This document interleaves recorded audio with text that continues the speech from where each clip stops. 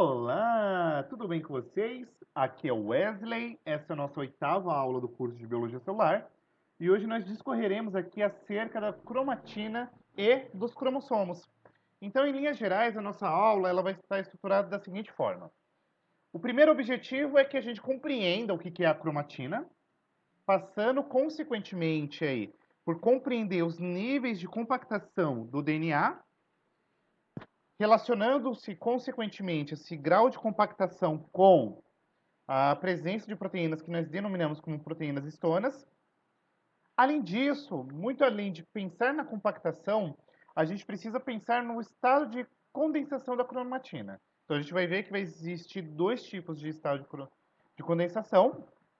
Em cada um desses estados de condensação tem uma característica peculiar, tá bom?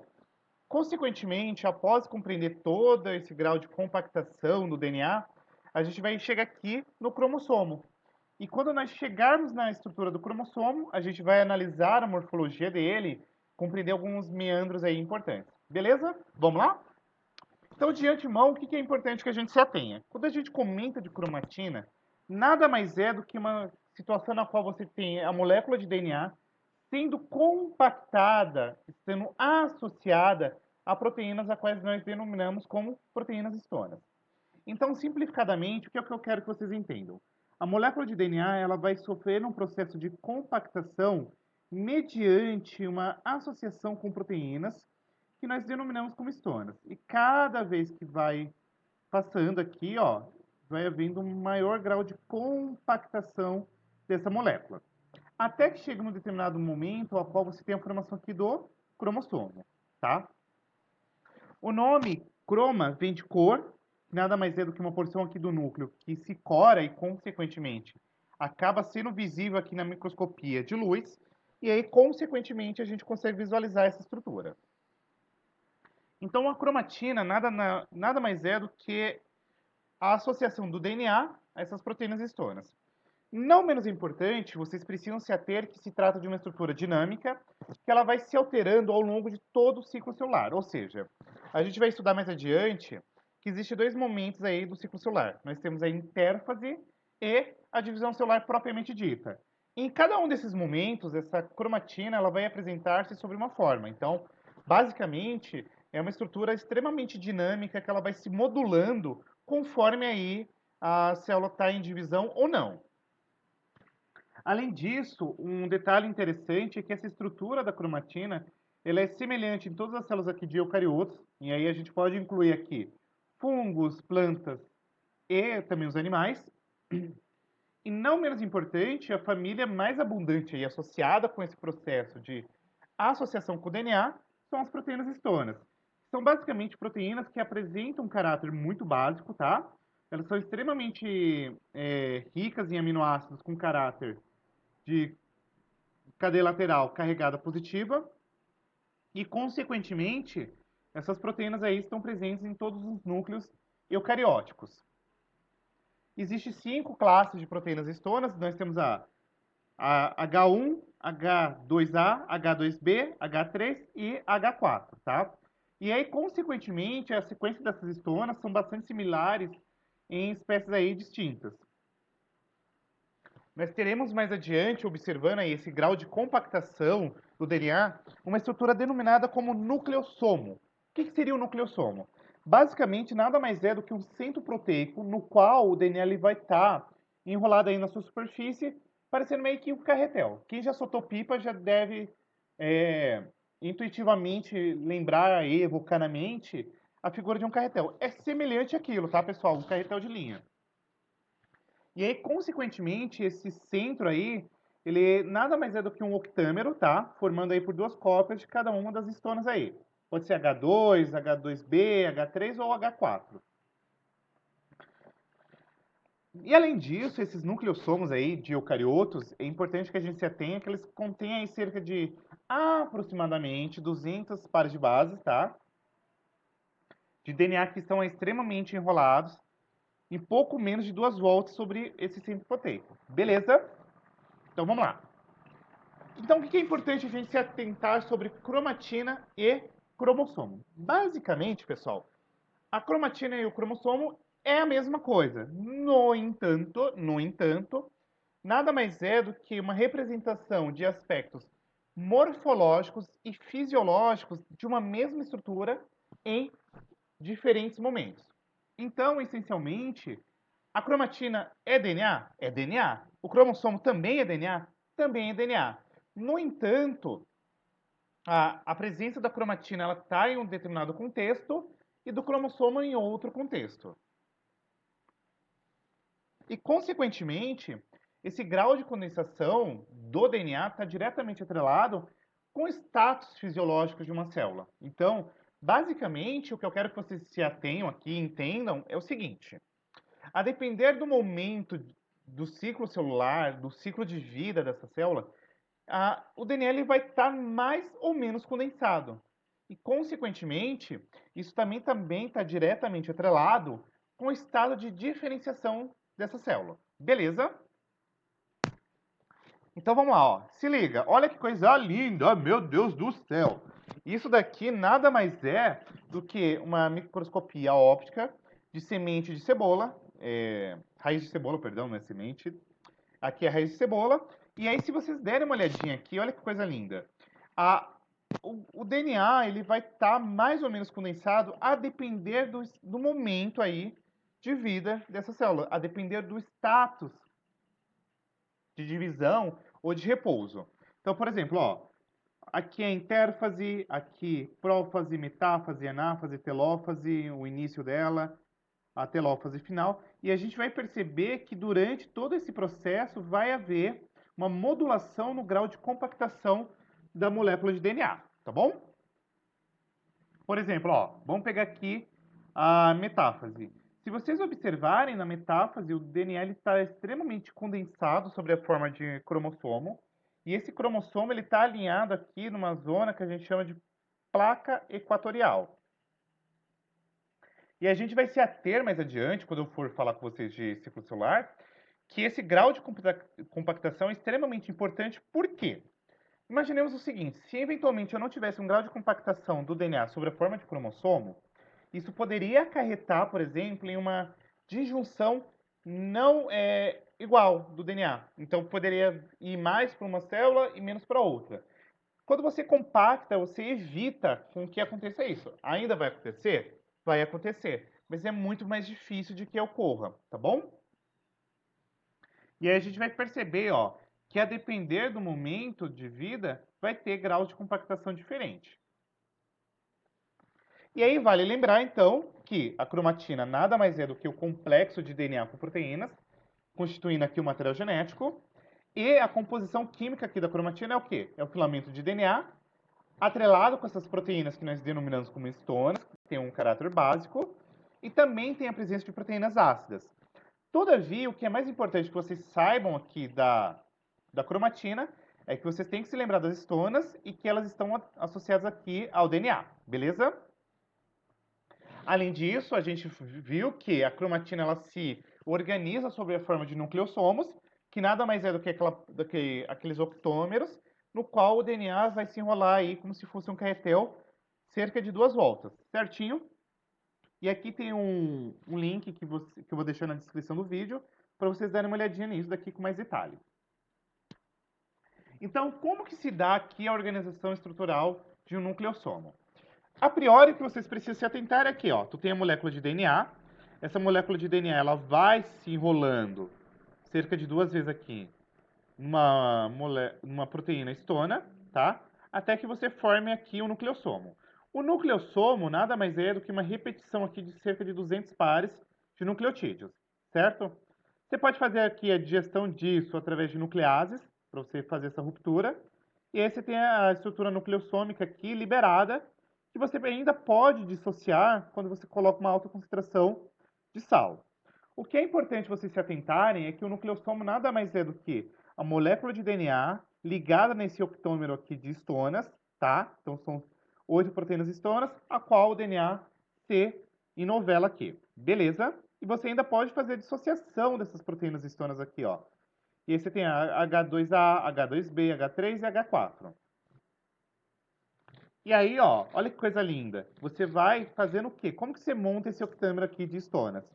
você vai fazendo a associação, por exemplo, ó, tu começa com H3, com H4, você forma um dímero, esse dímero se associa-se com esse dímero aqui de H2A, H2B, até que você forma um tritâmero aqui, ó, e aí você forma esse octâmero aqui de estonas. Olha que coisa linda, é muito bonito, é muito refinado esse processo. E aí, consequentemente, quando tu forma esse octâmero aqui, vocês vão perceber que vai ter algumas caudas aqui, ó, com esses grupamentos de nitrogênios aqui livres, tá? E aí, ó, olha como que é a estrutura de um octâmero do nucleossomo. Olha que coisa linda. Você tem aqui a molécula de DNA e você vai perceber ainda, é interessante a gente comentar, que essa H3 ela está metilada, porque essa metilação acaba acarretando aqui num alto grau de condensação do DNA, tá bom? E olha que coisa linda, ó. Você tem aqui o DNA se associa com as histonas, até que você tem aqui a formação do cromossomo metafásico. Tá vendo essa estrutura aqui, ó? Essa estrutura a gente chama de colar de contas, que nada mais é do que esse grau máximo aqui de nucleossomos extremamente condensados, compactados. E aí, o que é importante a gente se atentar do nucleossomo? Simplesmente é o primeiro grau de compactação do DNA. Você tem aqui a presença do octâmero, que são essas proteínas histonas, e aí o DNA ele vai, faz duas voltinhas aqui, e aí ele começa a se condensar, beleza? E aí, a gente falou até esse momento de H2A, H2B, H3 e H4. E aí você deve estar perguntando, tá, professor, e aí? Qual que é a função da histona H1? A função da histona H1 simplesmente é se ligar-se numa região específica aqui do nucleossomo, de maneira a qual ele faz com que aconteça uma compactação desse nucleossomo mediado por essa histona H1. Então, vamos lá. Enquanto as outras histonas elas formam o octâmero, a histona H1 é a que vai fazer com que esse nucleossomo seja compactado. E aí, a gente vai ter aqui esse primeiro nível de empactamento do DNA. Mais adiante, a gente vai vendo que esse nucleossomo ele vai cada vez mais se enovelando até que a gente forme uma estrutura chamada de solenoide ou fibra aqui, que apresenta cerca de 300 nanômetros. Quando a gente chega nesse momento aqui, o que a gente vai ter? Você tem aqui 6 nucleossomos por volta, tá? E aí você tem aqui esse centro octoamérico com as histonas que eu já falei anteriormente. Quando você chega nesse momento aqui de solenoide, você tem o segundo nível de compactação do DNA. Então percebam, nós passamos do DNA se associando às histonas, formando o primeiro nível de compactação. Esses nucleossomos aí, eles se agrupam, formando uma estrutura qual a gente denomina como selenoide, que tem aí cerca de 30 nanômetros, beleza? E aí, ó, você tem aqui a dupla hélice, e ela vai formando esses nucleossomos até que você forma uma estrutura denominada como solenoide, tá? Aqui tem o nucleossomos novamente visíveis na microscopia eletrônica, tá? Então você tem aqui a fibra já de 30 nanômetros. E, além disso, lembra-se que eu falei que tinha umas outras proteínas lá de caráter ácido? Elas são proteínas não estonas, que são importantes porque elas fornecem aqui um suporte para as longas alças aqui de cromatina. Então, a gente vai ter agora as condensinas e as coenzinas, que são basicamente proteínas que elas mantêm essa estrutura aqui condensada, tá? Então, vamos lá. Não adianta de nada a estona fazer com que o DNA se enrole, se enovele ao entorno dela, sendo que você não tem uma condensação e uma coesão dessas moléculas. Então, você tem aqui o SMC, o Structural Monoacids of Chromosomes, que é formado aqui pelas condensinas e pelas coenzinas, que mantém essas moléculas aqui condensadas e unidas. E aí, um outro detalhe interessante é que você tem aqui nessas alças as unidades de transcrição, tá? E aí, o que acontece? Ó, você tem aqui o DNA dupla fita, vai se novelando aqui nos octâmeros, até você formar o solenoide, e isso daqui vai passando, vai se condensando cada vez mais até que você forme aqui o cromossomo. O aspecto mais interessante é que se você pegar daqui do cromossomo até, perdão, do DNA até o cromossomo, você tem cerca de 10.000 vezes uma compactação desse material. Olha que coisa doida. Se partir de 2 nanômetros para cerca de 1.400 nanômetros, você condensou ao máximo essa molécula, tá? E aí, não menos importante, no início da aula eu falei para vocês que a gente teria que saber que existe 2 tipos de cromatina. A saber se são elas a eucromatina, que vai ser uma região do cromossomo que apresenta um padrão normal de condensação e de extensão. Geralmente, essa região aqui de eucromatina é geralmente onde que acontece expressão gênica, tá? Então, é uma porção ativa do genoma. Em contrapartida, nós temos a heterocromatina, que é uma região aqui extremamente condensada durante todo o ciclo celular, e são transcricionalmente inativas. O que significa ser transcricionalmente inativa? Não vai fazer transcrição, tá? Então não vai estar associada aí com produção de proteína nem nada. E atrelado a isso, é importante vocês saberem que a heterocromatina, ela ainda pode ser facultativa, tá? Que é uma situação na qual você tem aqui uma condensação em algumas células e descondensação em outra. Por exemplo, o que acontece aqui na cromatina sexual. Por exemplo, lá nas aulas de genética, vocês vão estudar uma coisa chamada hipótese de Lyon, que é uma situação na qual você vai ter um cromossomo X condensado e o outro descondensado. Aquele que está descondensado, ele está transcricionalmente ativo. O que está extremamente condensado, ele está inativo, tá? E nós temos ainda a heterocromatina constitutiva, tá? Que é uma situação na qual você tem aqui sequências altamente repetitivas, como, por exemplo, aqui na região de centrômeros e telômeros dos cromossomos. E a gente vai entender que você ter uma sequência de DNA extremamente conservada e repetitiva, e o que significa ser conservada? É que você vai encontrar isso aqui em diversas espécies que não vai ter mudanças. Você ter essa região extremamente repetitiva fornece alguns indícios importantes para a gente. Por exemplo, na divisão celular, cada vez que acontece ela, você tem um encurtamento do cromossomo.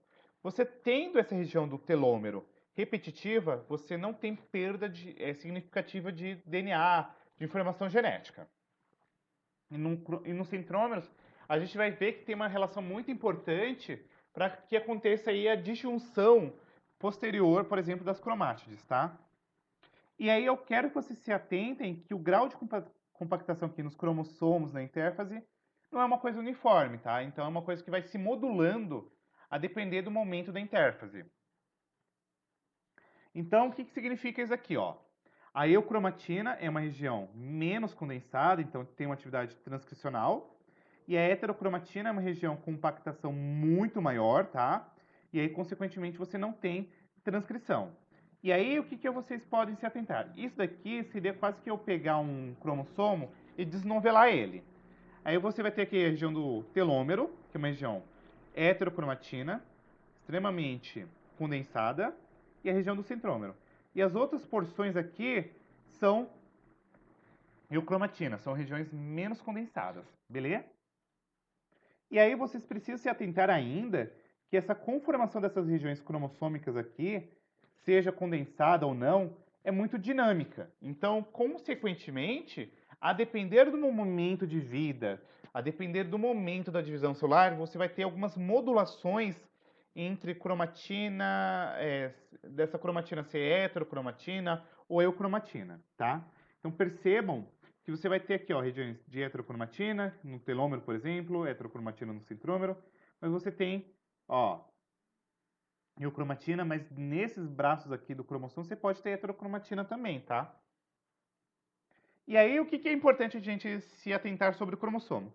O cromossomo nada mais é do que uma longa sequência de DNA extremamente compactada e, nesse sentido, é importante a gente se atentar que em organismos eucariotos, o DNA nuclear, tá? DNA nuclear, porque existe DNA lá nas mitocôndrias e nos cloroplastos, cuidado com isso, tá? Mas nos eucariotos, o DNA nuclear, ele está dividido em uma espécie de diferentes estruturinhas que a gente vai chamar de cromossomos. tá? Então, uma série de diferentes cromossomos. E aí, novamente, ó, você tem a cromatina, essa cromatina ela vai se condensando até formar o cromossomo, beleza? E aqui você tem uma esquematização clássica de um cromossomo metafásico, tá? E aí você vai ter aqui a cromatide 1, cromatide 2, isso daqui é uma microfotografia, eu tirei do Alberts, da edição de 2010. Muito bonitinho, ó. E aí, o que é importante a gente saber do cromossomo? O cromossomo ele é constituído, ó, por cromátides. Você tem aqui uma constrição primária, ou também chamada de centrômero. Você tem aqui um outro braço cromossômico, tá? E a gente vai ver que tem um braço longo e o braço curto. E você ainda pode ter uma constrição secundária e aqui os telômeros.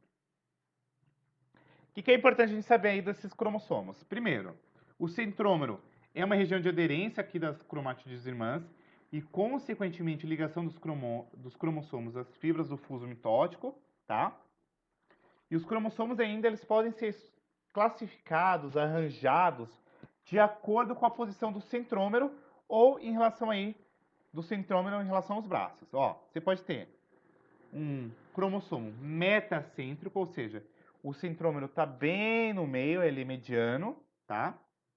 Você pode ter aqui um cromossomo submetracêntrico, ele está com uma posição aí submediano, está um pouquinho acima do meio. Você pode ter o cromossomo acocêntrico ou subtelocêntrico, ele já está em uma posição quase lá no finalzinho. E você pode ter um centrômero telocêntrico, que ele está lá no finalzinho. Um detalhe interessante é que as literaturas mais recentes agrupam o acocêntrico e o telocêntrico simplesmente como acocêntrico, tá? E aí, a cromátide nada mais é do que uma das extremidades aí, uma das estruturas simétricas que contém uma molécula de DNA. E a constrição secundária acontece em alguns cromossomos, não é em todos, tá? E aí você deve estar se perguntando, beleza, mas para que serve essa constrição secundária? Basicamente, a gente vai estudar na 10ª aula o nucleolo. E aí no nucleolo a gente vai ter um rolê chamado de ROM, região organizadora do nucleolo, que a gente vai entender mais com detalhe na próxima aula. Mas ó, vem comigo, ó. Você tem aqui o metacêntrico, o submetacêntrico, o acocêntrico e o telocêntrico. E esses dois aqui, com as literaturas mais recentes, agrupam só como acocêntrico. Não menos importante, olhando aqui com mais detalhe, vocês vão perceber que esse cromossomo ele ainda pode ser subdividido em braço curto e braço longo, tá? E aí vocês precisam saber que essa região de constrição aqui, que tem uma região extremamente condensada e sequências repetitivas de DNA, tá? Então, o DNA é extremamente repetitivo aqui.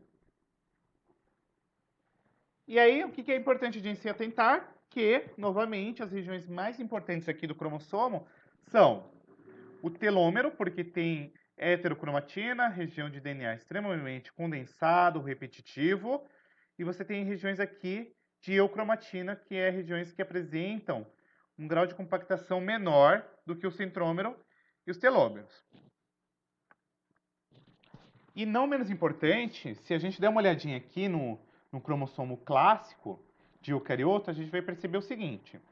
Tem regiões aqui gênicas e tem regiões repetitivas, tá? Então vai ter regiões repetitivas, tem alguns pontos que a gente chama de origem de replicação, ou seja, são pontos específicos no qual, por exemplo, a DNA polimerase vai se ligar para ter a divisão a duplicação do DNA.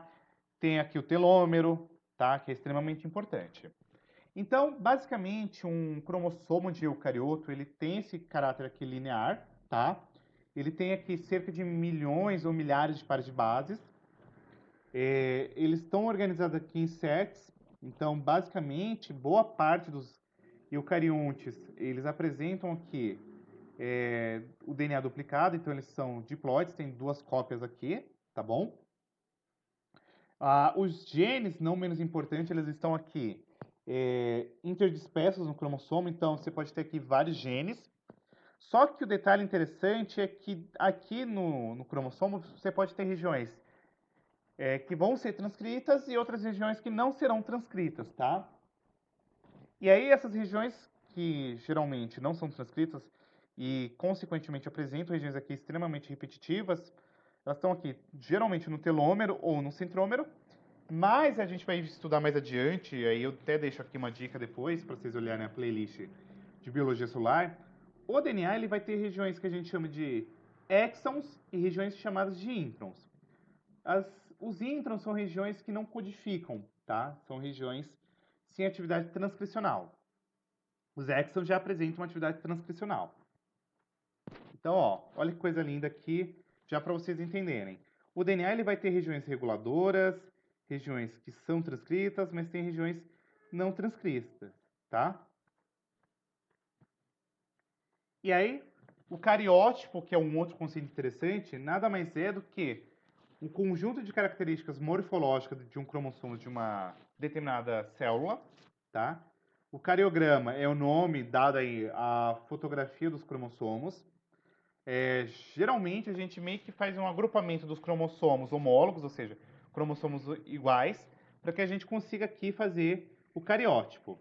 E nós temos ainda o ideograma, que nada mais é do que um esquema aí dos cromossomos de uma determinada espécie, sendo que o ideograma ele apresenta informações simples como o tipo de cromossomo, a localização do centrômero, o tamanho dos braços, qual que é a técnica de bandeamento e etc. Então, por exemplo, ó, aqui tem um cariótipo dessa planta aqui, que é a latifolha, tá? E o ideograma, ele apresenta o quê, ó? O tamanho do cromossomo, aonde que está o centrômero, qual que é o padrão de bandeamento e etc. E aí, não menos importante, olha que coisa interessante. Espécies próximas, elas podem ter um cariótipo extremamente distinto, tá? Então, ó, você tem essa espécie aqui de veado, uma chinesa e uma indiana, só que a organização do cariótipo, o cariótipo é completamente diferente, tá? E aí isso daqui pode estar atrelado com alguns problemas no mergulhamento genético. E aí, ó, um detalhe interessante é que esse rolê em especial em plantas é um rolê completamente louco. Porque plantas elas conseguem sofrer um fenômeno chamado de poliploidia. E aí, se vocês observarem, você pode ter uma planta diploide, que depois forma uma planta tetaploide, e aí agora você tem uma planta hexaploide. E aí, se você observar, o número de cromossomo mudou, né? E era isso, pessoal. Espero que a aula tenha ficado clara. Como roteiro de estudo, eu coloquei essas 5 perguntinhas aí que podem ajudá-los, tá? Eu utilizei o capítulo 5, DNA e cromossomos, do Fundamento de Biologia Celular, do Alberts. E era isso. Na próxima aula, a gente discorre aí sobre o nucleolo. E muito obrigado pela presença de vocês. Se tiver curtido o vídeo, dá o like, comenta, compartilha. E é isso. Beijão e até a próxima. Fui!